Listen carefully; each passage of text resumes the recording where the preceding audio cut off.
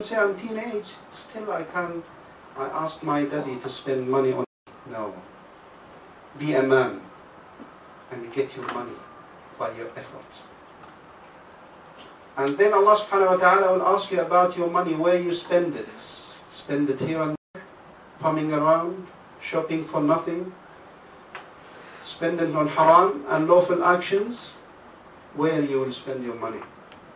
Just when you take the pound from your pockets, you should know that there is an answer, there is a question, sorry.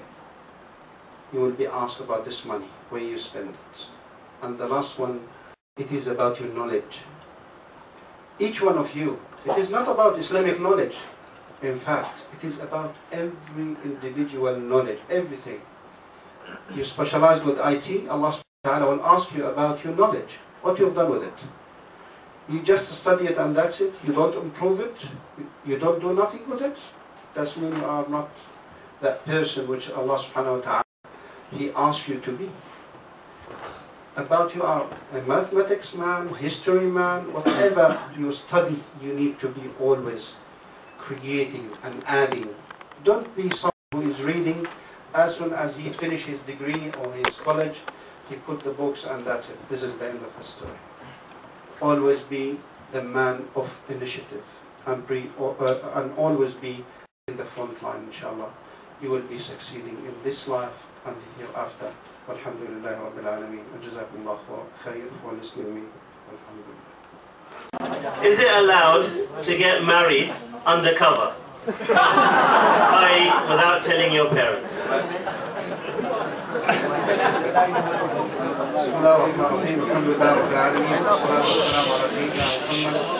Don't say we should just keep silent, it will be okay.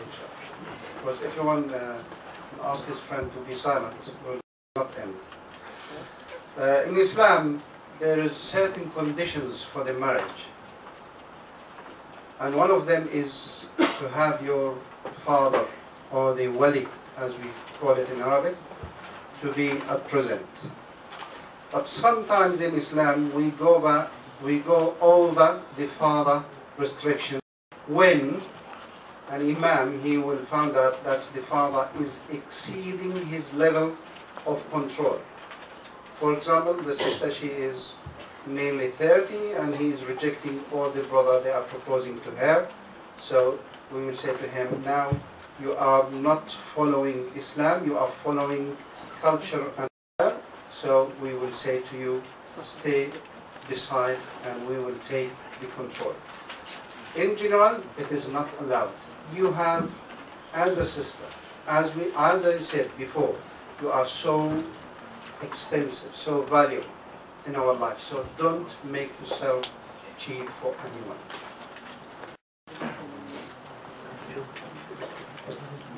Okay, the second question, again from a sister. What is the main reason for wearing hijab? The hijab in Islam, it has an idea, actually. And lots of sisters, unfortunately, they don't know why they are wearing hijab. They wear it either because Islam, he said that like this without understanding, or because of the culture things, or because the father, he is forcing her to wear hijab. In Islam, hijab, it means you are saving the families for the future. Now we know we are in the Western countries, the family side is struggling a lot. We have lots of problems about families. Why hijab is maintaining the family's issues in Islam? As a man, every man, he has desire to the woman. Please be with me. As a man, you have a desire to the woman. So when you walk in the street, and all women, they are not wearing hijab. So you will see different faces, different eyes, different hairs, different hands, different part of the bodies. So in your mind now, you are building up a picture for a woman which is not in reality. So any woman you will get married to, or you will have relation to, I'm speaking in general, not about Muslims, then there is no satisfaction. This is not the woman I need. This is not the woman I want. At the end of the day, you'll keep changing, and limited numbers of. And the same for the sister. She will change husband or boyfriend, whatever they like, changing like changing the jackets. Now Islam, he said to the woman, cover yourself. When you cover yourself, when you wear hijab, so my husband or the husband, he will see only his wife. So he has no problem. He will stay forever with his wife. But without hijab, we facing lots of difficulties for the brothers and for the sisters. And it's quite normal now to see the brother, mashallah, he get married 5-6 times. And the sister also the same. I know one sister, she get married in 1 year 3 times. Always that man is not working properly. That man is not working properly. So I don't know how we can bring a man for this sister, or how we can bring a sister for that man.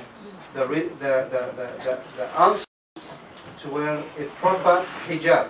Sometimes, forgive me for this, sometimes the hijab is more fitna than without hijab. So when we do hijab, we do it for the sake of Allah subhanahu wa ta'ala, as Allah subhanahu wa ta'ala, He asked the woman to wear it. Another point I want to add, the evidence for hijab, it is in the Quran. So as Allah subhanahu wa ta'ala, He asks you to pray for Him, He asks you to wear hijab. So don't say, I'm not convinced yet. I need time to do it until I get married, and so on. This is false statement. Imagine you get a job and they ask you to wear a uniform. What you will do? You say to them, oh, I need time to think about it, or immediately you will wear the uniform, even if the uniform is ugly or not suitable for you, you will wear it for the sake of money. But when we say wear the hijab for the sake of Allah subhanahu wa ta'ala, lots of excuses.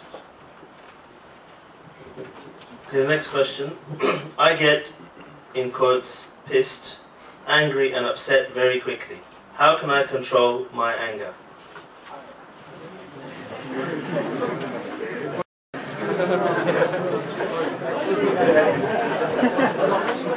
The answer is very simple actually. The Prophet ﷺ, he said anger is from the shaitan.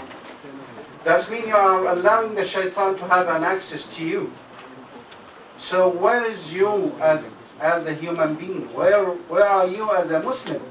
How you let the shaitan to control your life? You should control the shaitan. Anyway, the Prophet ﷺ, he gave us some advice. He said, if you get angry and you are standing, sit down. If it doesn't work, then go more lower, lay down. If not, go and make wudu. Then the water will make you come down. Then if not, go and pray. It will be go. And the Prophet ﷺ, one day he noticed one of the Sahaba, he get angry. And the Prophet ﷺ, he said, I know one word. If he said it, the shaitan will run away. He said, say, A'udhu billahi minash shaitan. You will be okay, inshallah. Okay, this is a question on marriage. How do you know that the guy you marry is the one that would treat you well if you didn't know him beforehand? Actually, with the marriage, this problem with the societies these days, as I said before, we have the family's issues. Normally, you need to know the family themselves, first of all. Her father, her mother, her brother, her sisters. So, then you need to know the girl more, and we have something called engagement period. You go and meet